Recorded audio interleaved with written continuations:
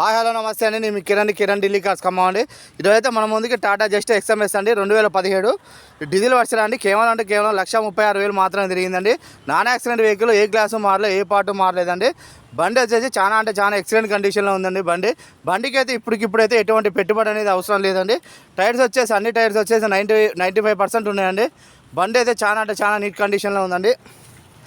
ఈ బండి లొకేషన్ వచ్చేసి ఖమ్మంలో ఉందండి. దీనికి 2 ఎయిర్ బ్యాగ్స్ వస్తాయండి. స్టీరింగ్ సైడ్ ఒకటి, కో డ్రైవర్ సీట్ ఒకటి వస్తుందండి.